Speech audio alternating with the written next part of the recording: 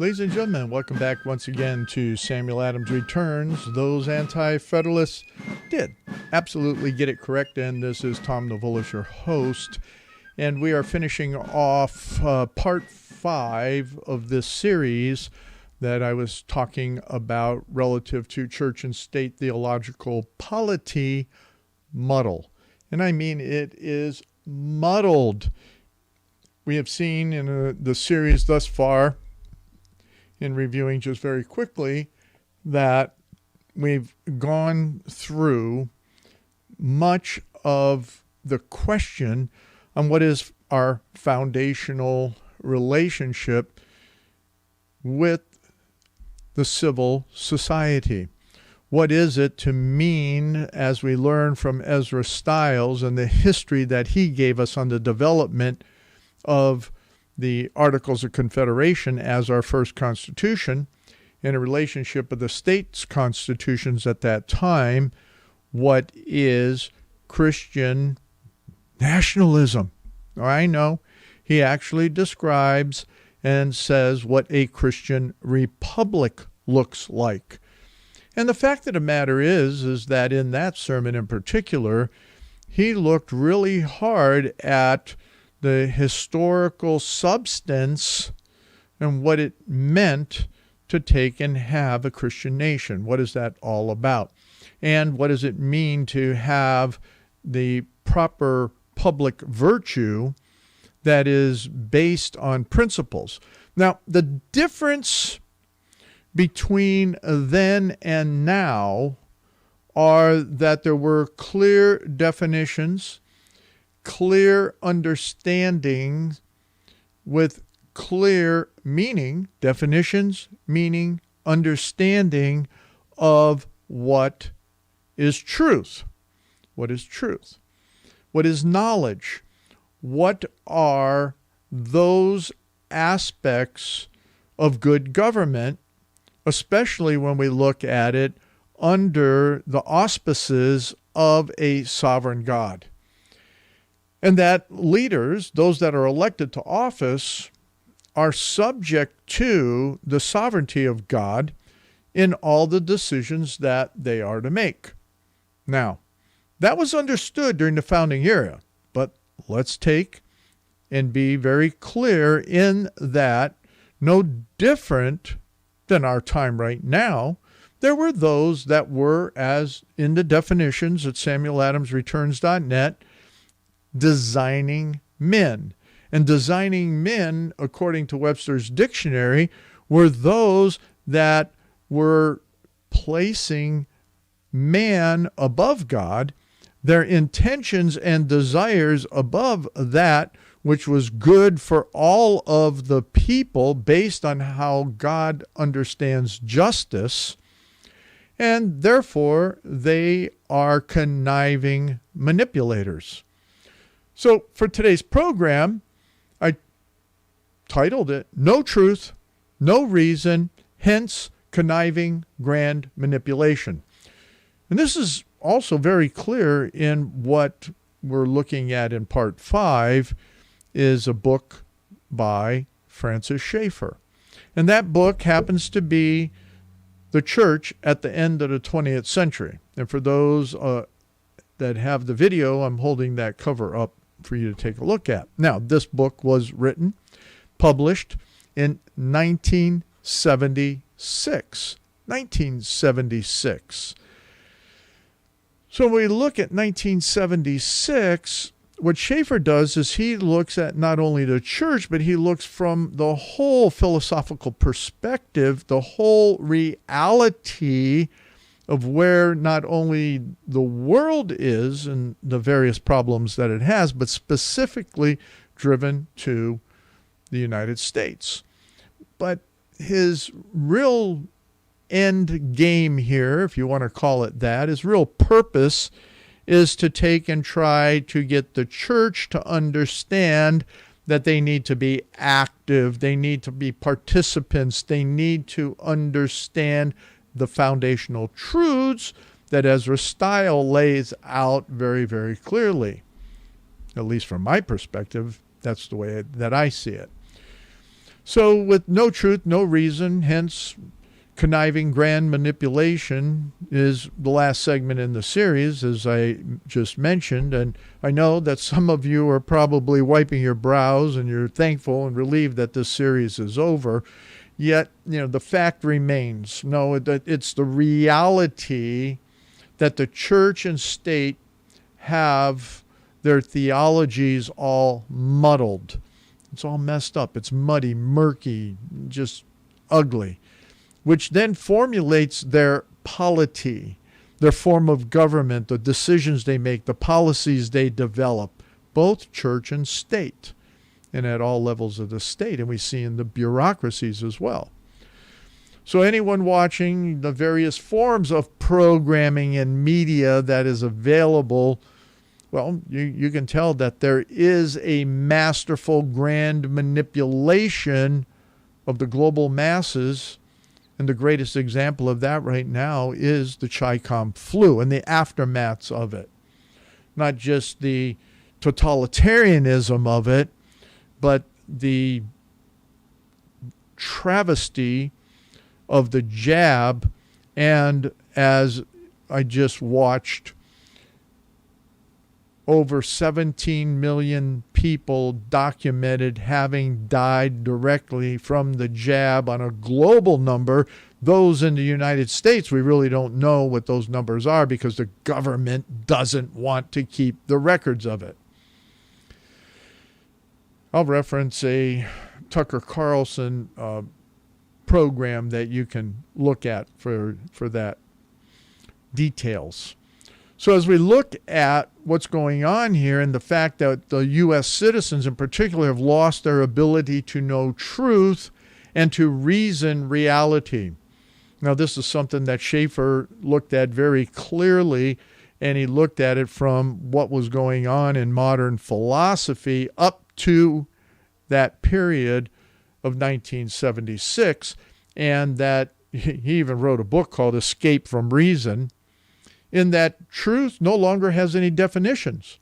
And we see that, and we see the idea that we have lost our ability to reason when we take and look at the arguments around all of the trans issues. We look at all of the homosexual issues. We look at all of the mirage of man and woman, which is clearly defined in Romans 1 as absolutely abhorrent to God. So all of this is taking and not pleasing God, and the church is culpable in all of that displeasure. So there's no wonder then that we're under judgment. And people don't want to be honest about that because they don't understand truth and they don't understand the reality of what occurred. But we went through some of that with Ezra Stiles in the last several programs. So as we take and we come to this and the concerns that both government, its polity, the state, its polity, as well as everything regarding culture and cultural concerns have been manipulated. And the fact is that it's even been manipulated through the polity of the church. And we see that with so many of these liberal churches that use God words. And this is something that Schaeffer brings out very clearly as well, is that everybody can use God words. I mean, we're having movie actors and producers and all these other people using God words, but there's no substance to it. They have no understanding of the truth behind it. They're making up their own truth, making up their own. So our president was warned of by Francis Schaeffer in the book. Now, this week, what I'm doing is I'm melding common themes of the Anti-Federalist with the sections from Schaeffer that are pointed to our president in such detail that it is no wonder, as I already mentioned, that were under condemnation. So for us, all the cards were laid on the table, and the Christians, particularly in the U.S., globally without question, but in particularly in the U.S., and never took a seat at the table, nor even took a look at what was laid out on the table. I just want to make mention of the truth from one perspective here, and that is from a farmer, and what he's talking about in the national government, meaning this new national government after the Constitutional Convention of 87, and he wrote this letter in 88. And he's talking about, do we need any added dignity and increased splendor of the United States abroad? So he admits that, sure, I mean, that's what many are looking for in that, and there is a requisite for both, and that as we're taking and considering all of that, what are the objectives? What is the manner of what we need to do with this? And so he feels that, and he writes that he also thinks that it's true, a question of truth, that in order to keep peace among ourselves, do we really need to do anything more from an internal government perspective? But he says that here that we are vain like other nations. So already looking at the founding sermons, and now we're looking at here 1787, 88, he's calling people vain, the vanity of it all. We wish to make a noise in the world and feel hurt that Europeans are not so attentive to America in peace as they were to America in war. We are also, no doubt, desirous of cutting a figure in history. Should we not reflect that quiet is happening? That content and pomp are incompatible? So there's a quiet that was happening there as the revolution settled, the Articles of Confederation came in, and the establishments of the constitutions of the various states, the Articles of Confederation. And then he goes on to say here is that I have either read or heard this truth. Now, this is a truth, which the Americans should never forget. And I bet you forgot this. And here's the truth. That the silence of historians is the surest record of the happiness of the people. He goes on to say that the Swiss have for 400 years the envy of mankind, and there is yet scarcely a history of their nation. What is history? But a disgusting and painful detail of the butcheries of conquerors and the woeful calamities of the conquered. Many of us are proud and are frequently disappointed that office confers neither respect or difference. No man of merit can ever be disgraced by office. A rogue in office may be feared in some government. He will be respected in none. After all, what call respect and what we call respect and difference only arise from contrast of situation, as most of our ideas come by comparison and relation. We're going to delve into deeper aspects of what Francis Schaeffer wrote. I'm going to be specific of chapters 6 and 7, and we're going to delineate our way through that. But before we do so, what I am intending to do with you is to take you through in my truly opening comments at SamuelAdamsReturns.net in the blog itself from an anti-federalist by the name of Alfred, and what he has to say about designing politicians. And that's what we have. Are we going to live globally? Are we going to live nationally? Or are we going to live under tyranny? That's what it comes down to. That's what Sam Adams and the other anti-federalists posed as a question to you. Ladies and gentlemen, welcome back to the second segment. And we're going to delve right into the comments that I want to make here from the anti-federalist Alfred. And there at the blog post, I do have my emphasis are in a bold underline, because it then ties to what we're going to talk about with Francis Schaeffer and in the book, The Church at the End of the 20th Century. So when I see these things, I cannot be brought to believe that America's in that deplorable, ruined condition which some designing politicians represent, or that we are in a state of anarchy beyond redemption, unless we adopt, without any addition or amendment, the new Constitution proposed by the late convention. A Constitution which, in my humble opinion, contains the seeds and scions of slavery and despotism.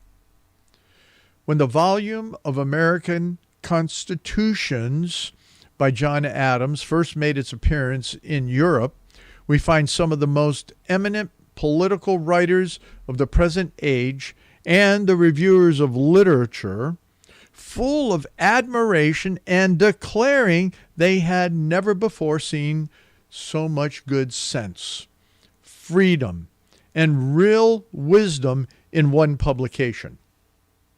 Our good friend, Dr. Richard Price, was charmed and almost prophesied the near approach of the happy days of the millennium.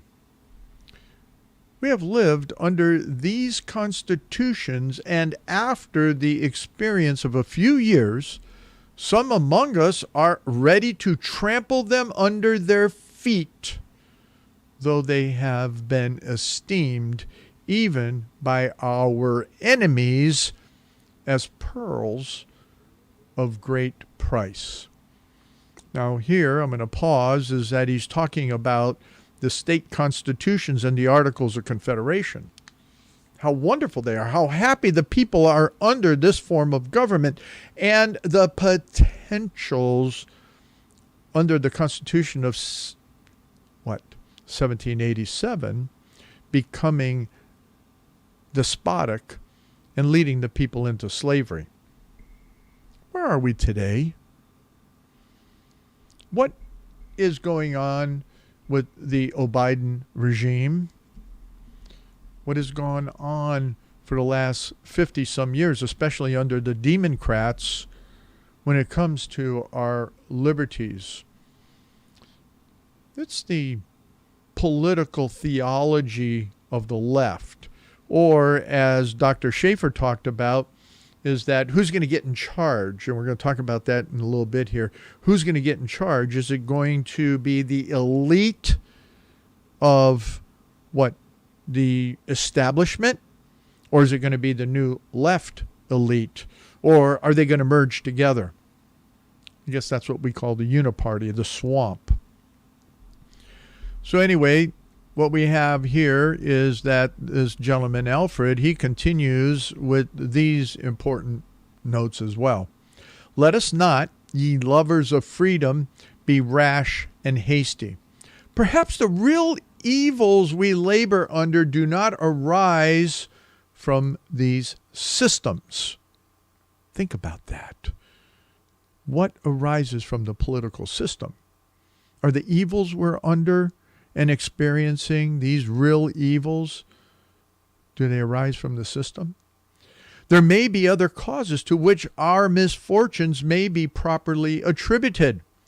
Read the American constitutions, and you will find our essential rights and privileges well guarded and secured. May not our manners be the source of our national evils? May not our attachment to foreign trade increase them? Have we not acted imprudently in exporting almost all our gold and silver for foreign luxuries? It is now acknowledged that we have not a sufficient quantity of the precious metals to answer the various purposes of government and commerce. And without a breach of charity, it may be said that this deficiency arises from the want of public virtue in preferring private interest to every other consideration. I must move along here. And what I'm tying together from this quote from Alfred to Schaeffer's book are the points on designing politicians, the state of anarchy, the seeds and scions of slavery and despotism. And then I have two bolded, underlined questions in that paragraph that finishes with the want of public virtue. So there's a lot that's developing here and a lot in the points that I want to bring to bear, and they are in chapters 6, which is titled The Threat of Silence. You can imagine that in today's day and age. Shut up! You can't talk that way. You can't speak truth. You can't reason things through. Shut up and just do what I say. We'll get into that a little bit more. Chapter 7, Modern Man, the Manipulator. Wow.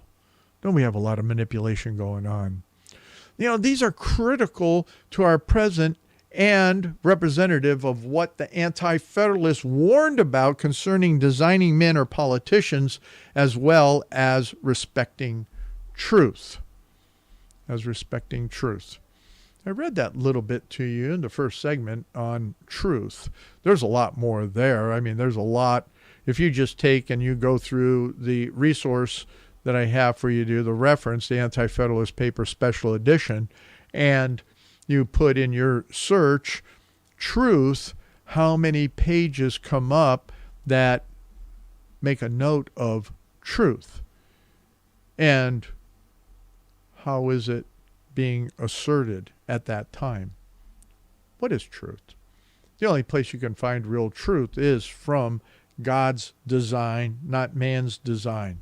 So anyway, let's get on to the rest of the story. So let me introduce the subsections of the noted chapters, starting with short, tantalizing excerpts so that you can understand that I'm not going to cover everything here, but that I want what is there in these short excerpts to resonate and understand that what was written in 1976, let alone back in 1788, that it resonates with our present. I purposefully use resonate, intending that you look at the definition down there in the posting. So most of us are assumptive of what it means. So I'm going to let you go do that research. So let's move on to chapter 6. And the subtitle here is What Lies Ahead. And one of the greatest injustices we do to our young people is to ask them to be conservative. Christianity today is not conservative, but revolutionary, or should be. To be conservative today is to miss the whole point. For conservatism means standing in the flow of the status quo. And the status quo no longer belongs to us. The status quo, as I may interject here, belongs to the establishment. It belongs to the swamp. It belongs to even the democrats, all the elitists and the globalists. Today, though, Schaeffer continues, we, Christians especially Reformed, are an absolute minority. If we want to be fair, we must preach and teach the young to be revolutionaries against the status quo. So then we want to look at another subsection here is on the pressure on society. There's a lot of pressure. Back in 1976, pressure on society. In looking ahead into the next years at the end of the century, the 20th century, let us consider the special pressures on our society at this time. So now we're going to go ahead and take a time machine back and look at these pressures and see how these pressures are real today. They're no different. In fact, they are in fulfillment and even heavier, deeper, harder pressures today. So the first of these is the increasing loss of the Reformation memory as the years pass.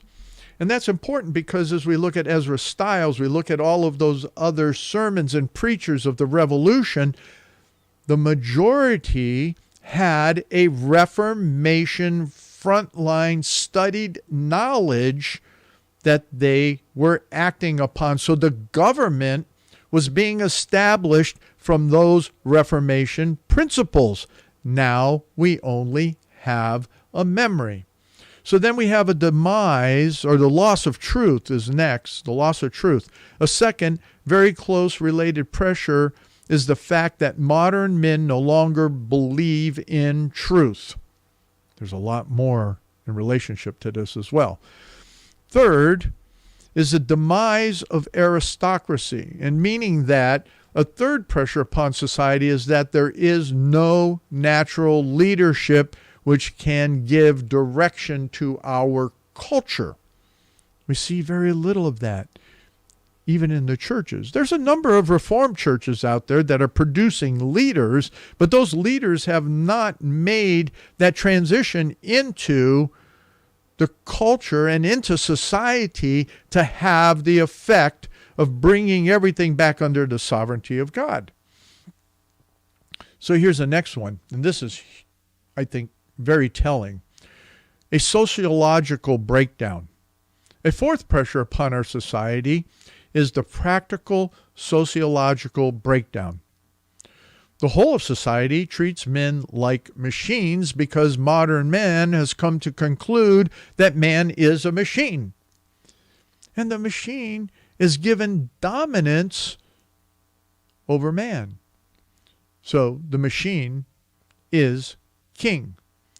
So in this section, I relate to the modern 21st century happenings that what we have a total breakdown of civil society. Technology has taken over, and AI, in being called a glitch in this statement, is claiming to be God and humans to demand it be worshipped by them. The next one that he brings out is a population explosion and the ecological problem. Can you think about anything around that? A fifth great pressure that previous societies have never known is the population explosion and with it ecological destruction.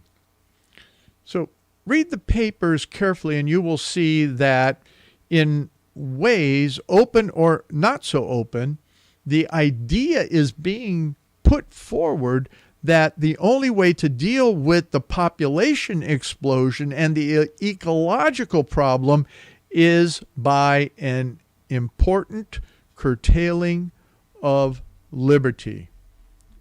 Think COVID. Think the jab. Think eating bugs instead of meat. The atomic bomb. So that sixth, of course, is a pressure of an A bomb or an H bomb. Here's one that we're going to talk about just briefly. We only have 1 minute left. The biological bomb. There is a seventh pressure, which is the greatest yet. Modern man has no moral imperative for what he should do, and consequently, he is left only with what he can do.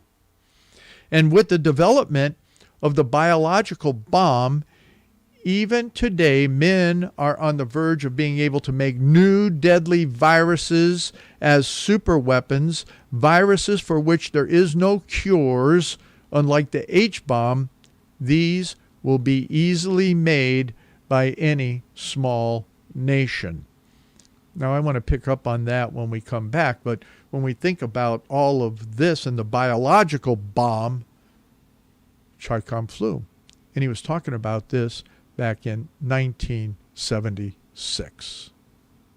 Ladies and gentlemen, welcome back to this third segment, and I hope that I can get to a little bit here in Chapter 7, but I want to go back to a moment as we finished the last segment, segment 2, and talking about the biological bomb. For those that haven't listened to the whole second segment yet, I highly recommend that you do go to samueladamsreturns.net and either listen to the podcast or look for the links to the videos. But let's go over that again. A biological bomb. That's one of the great pressures on society then in 1976, but even more so now in our present. And here's what Schaeffer had to say.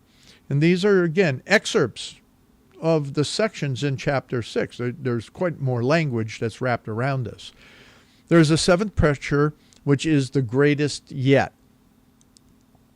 Modern man has no moral imperative for what he should do, and consequently he is left only with what he can do.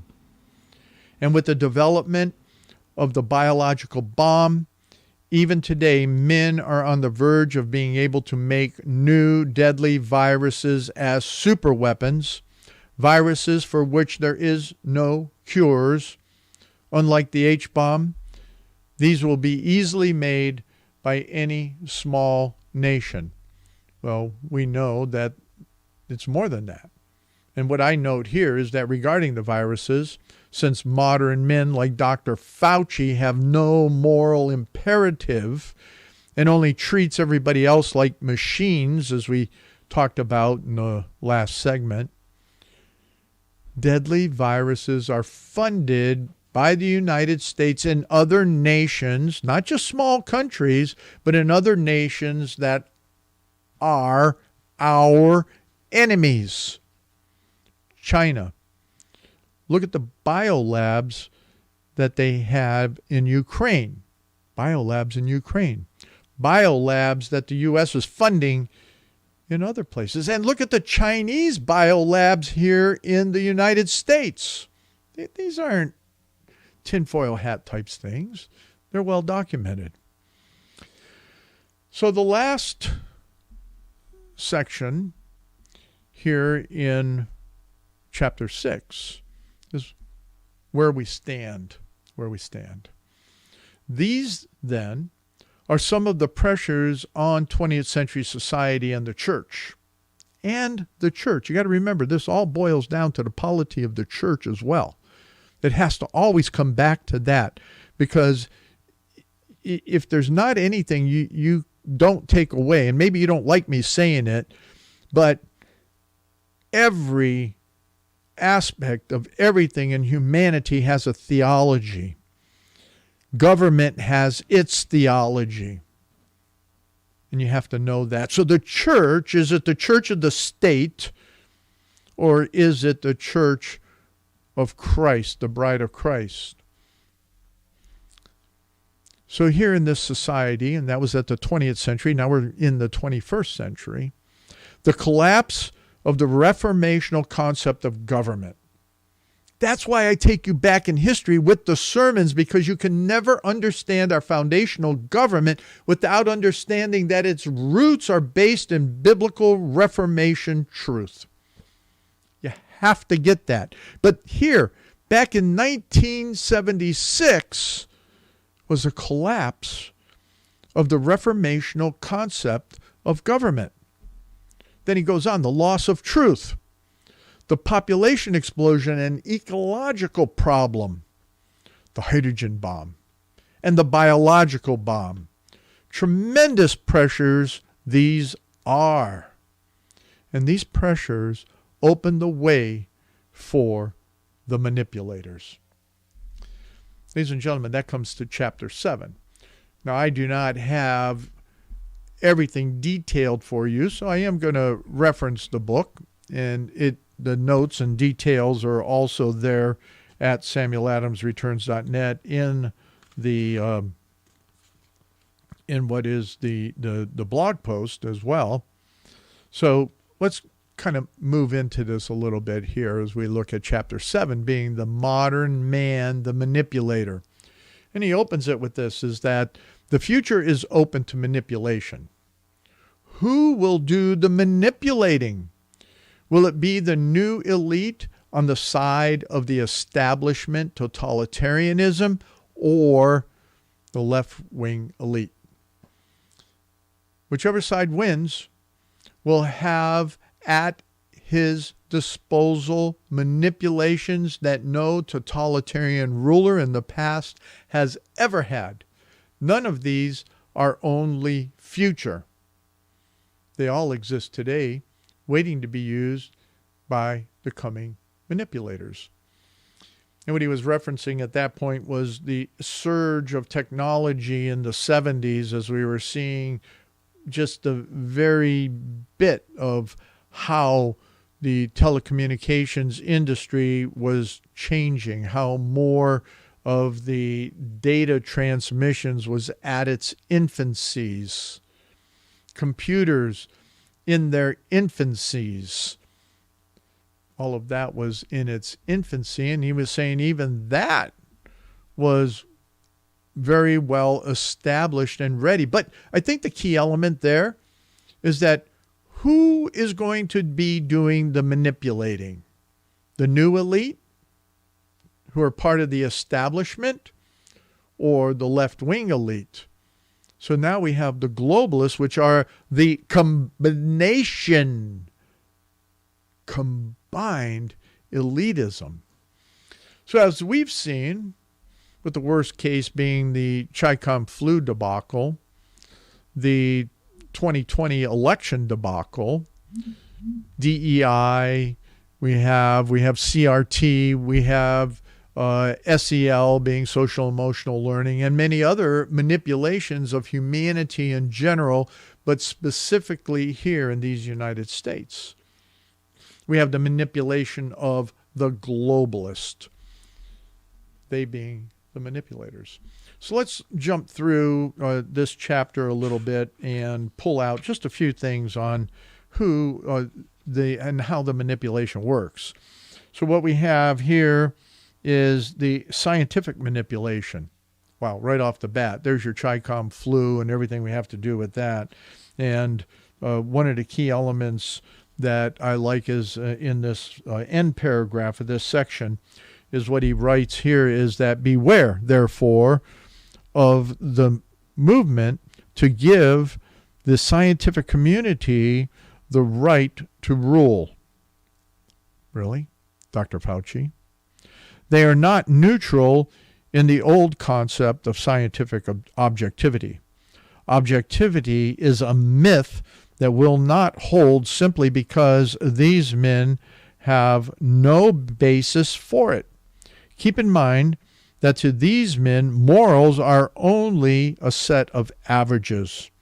Here, then, is a present form of manipulation which we can expect to get greater as one or the other elite take more power, and especially, here it is, especially if the establishment elite take over. Is that prophetic? That's what he wrote in 1976. Then he talks about the manipulation of law. Now, we're not seeing that at all, are we, here in the United States with lawfare? So what he talked about in the previous chapter, he said he looked at from a shift from Reformation concept of law, which was based from God's having spoken, to modern sociological law, in which the courts make law on their basis of what they conceive to be the immediate sociological good. So let's just take it with that. We're seeing that all the time, how these things are being made up. Then you have the manipulation of history. Boy, are we seeing that all over the place as well. Is that not true? So here we have is that history, as history, has always presented problems, but as the concept of the possibility of true truth has been lost, the erosion of the line between history and the fantasy the writer wishes to use as history for his own purposes is more and more successful as a tool of manipulation. How about that? CRT, DEI, all of these various concepts, theories, theologies are based on the manipulation of history. Manipulation of religion. That's huge. Modern theology, with its religious connotation words, take the words of Christ or God or the other great Christian words and make them a banner which has high motivation value but no content. Or when we look at it, we're seeing where even those who are godless are using God words to manipulate the rest of the godless to go against those who love and obey God and who understand good governance comes through Reformation understanding of liberty. Just one last note on this is that what he says is, I would not be at all surprised if in the future even communism will be manipulating its people on the basis of religious terms rather than atheism. Wow. Don't we see that happening right now? So then we go on to the manipulation in the theater and art, and we've seen that for years, what's happened there. And now it's crashing, quite frankly. If you watch the news on that, all the media companies, the leftist media companies are taking that deep dive. Manipulation in television. He has here his experiences back in 1976. You imagine television in 1976 anymore? Isn't that amazing? If we just think about that. But the end point of it is that when you look at even subliminal messaging, that is still used by the manipulators that are out there. How about this? Chemical and electrical manipulation. So when we think about the man being nothing but a machine, then why can't you manipulate it chemically or electrically? We think about chemical manipulation. Look at when we said there is no truth, and now we have transes, everything. The transes are all chemically manipulated. What we must ask our scientists to do is to develop a superdrug that will bring the two halves into proper relationship. And this was from Arthur Koestler in his book, In the Ghosts in the Machine. And what he's talking about is that man has evolved in a lower and an upper brain, and you need the drug to take and bring it together. Well, that's what they're telling these kids and all this trans stuff is that, oh, you need to take all these drugs so you can be the gender that you think you're supposed to be, not what God created you to be. So if he has a couple things here that's interesting is that if a person is behaving antisocially, there are chemicals and electrical mechanisms that we can know and modify. This kind of manipulation is not future. It is present, and it has not only been used with monkeys, but men and the elite can decide who has and who has not aggressive behaviors. Now, isn't that something that we've been hearing about, is that what is in relationship to truth, or what is in relationship to what you think is right, what is misinformation? What is misinformation? Well, here you go. How do you manipulate that? He talked about all of this back then. So the biggest thing is to become aware, and that's what we're doing here. And the ones that still need to be made aware the most are the churches. They're still asleep for the most part. I mean, COVID did wake a good number of them up, which is thankful that a good number did wake up to the point in saying God's truth is greater than man's deceptions, man's manipulation.